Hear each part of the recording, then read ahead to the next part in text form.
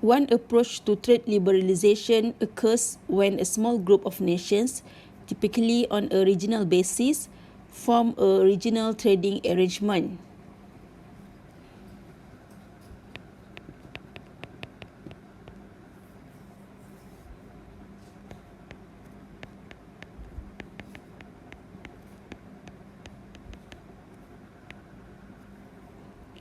Under this system, member nations agree to impose lower barriers to trade within the group than to trade with non-member nations.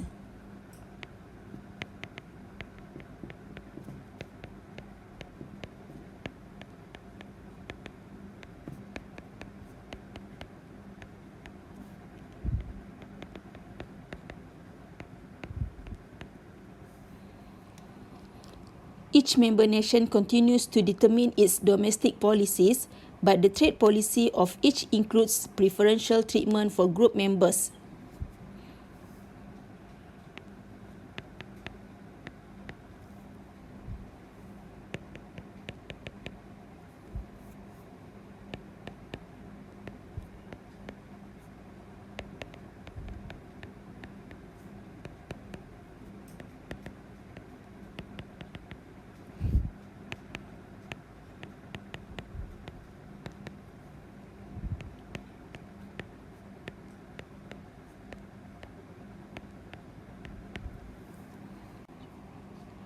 Regional trading arrangements, free trade areas and custom unions have been an exception to the principle of non-discrimination embodied in the WTO.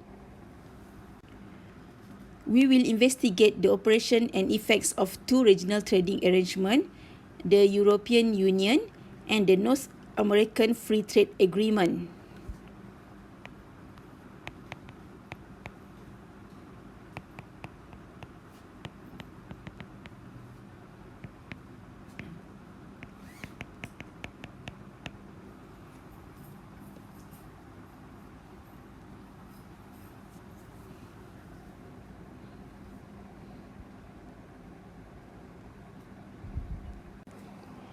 Economic integration is a process of eliminating restrictions on international trade, payments, and factor mobility.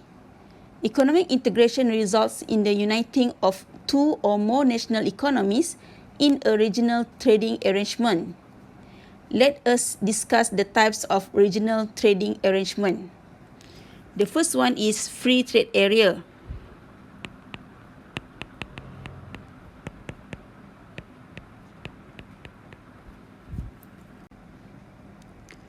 A free trade area is an association of trading nations in which members agree to remove all tariff and non-tariff barriers among themselves. Each member maintains its own set of trade restrictions against outsiders. An example of this stage of integration is the North American Free Trade Agreement, NAFTA, which consists of Canada, Mexico, and the United States. The second type is customs union.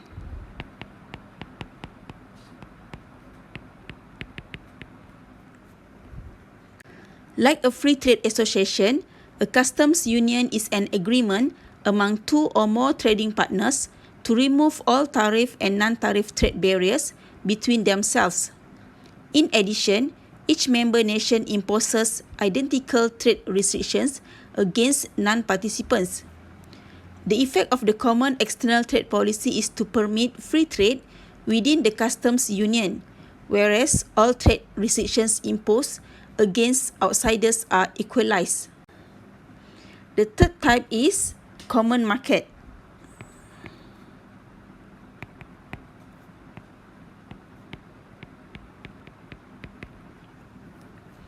A common market is a group of trading nations that permits 1. The free movement of goods and services among member nations. Second, the initiation of common external trade restrictions against non-members. And third, the free movement of factors of production across national borders within the economic bloc. The common market thus represents a more complete stage of integration than a free trade area or a customs union. The European Union (EU) achieved the status of a common market in 1992. Beyond these stages, economic integration could evolve to the stage of economic union.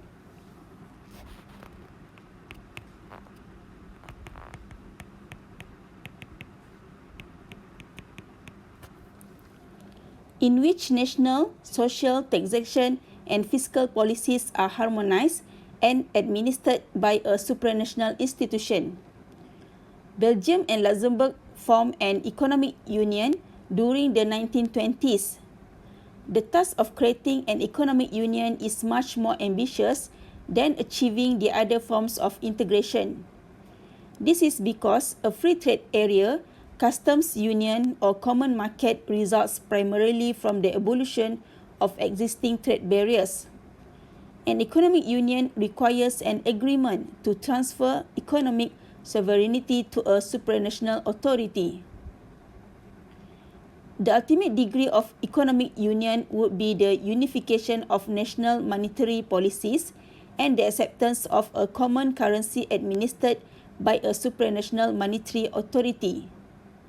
The economic union would thus include the dimension of a monetary union.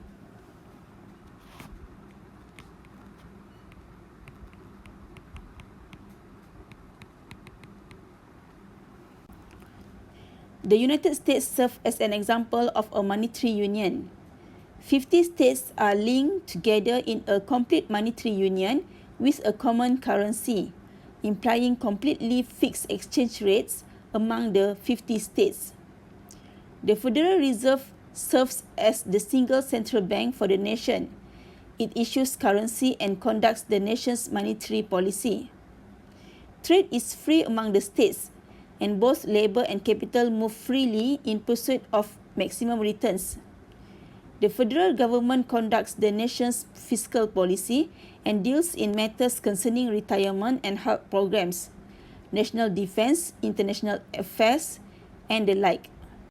Other programs, such as police protection and education, are conducted by state and local governments so that states can keep their identity within the union.